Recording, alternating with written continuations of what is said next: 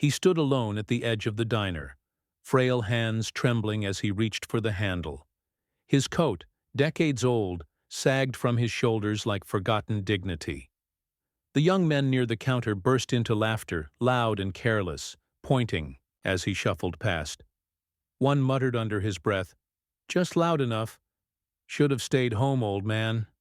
The room chuckled, but no one noticed the sudden stillness in the back booth.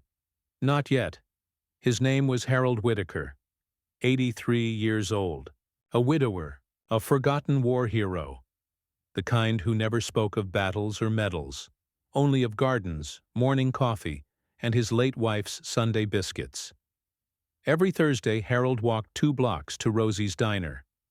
Not because the food was special, not because the coffee was strong, but because, in a world that moved too fast, this place was the last thread connecting him to the life he once knew.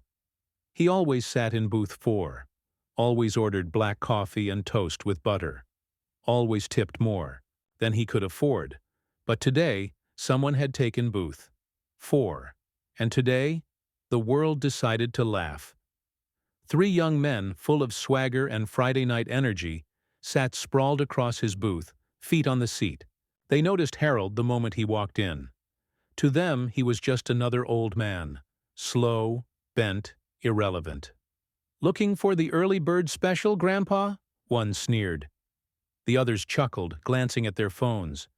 The waitress, a teenager who hadn't learned kindness yet, looked away. She didn't want a scene. No one did. Harold stood frozen. Not angry, not ashamed, just small.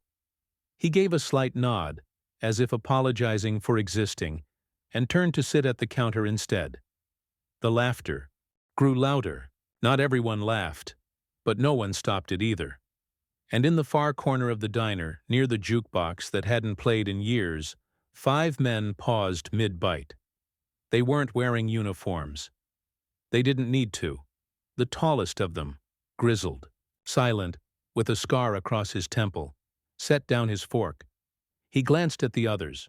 No words were spoken, just quiet understanding. One by one, they stood. The laughter at the counter continued. One of the boys pulled out his phone and began filming.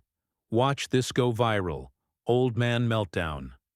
But something shifted in the air. A tension, a silence thicker than shame. And then, they noticed. Behind Harold, behind the laughter, stood 5 men. Not loud, not confrontational. Just there. One wore a faded jacket with a Marine Corps emblem. Another had a bracelet with dog tags attached. The boy with the phone lowered it. No one said a word. The leader of the group took 2 steps forward and stood beside Harold. He gently placed a hand on his shoulder. "Sir," he said, voice low but steady, "your booth is waiting." And just like that, the young men stood up and moved. No protest, no jokes. One of them mumbled, "Didn't mean anything by it."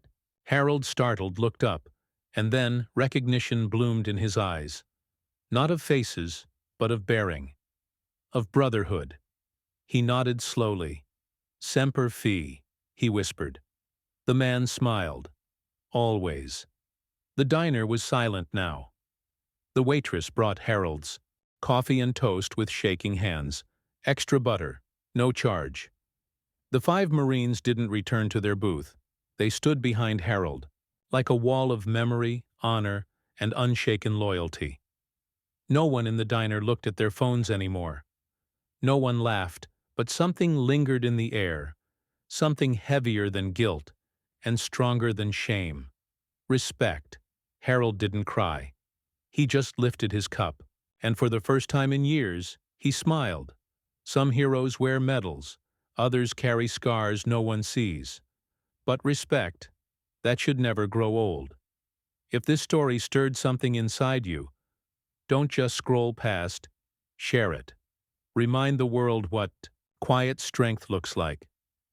Subscribe if you believe honor still matters, and be the reason someone still believes in goodness. Start today.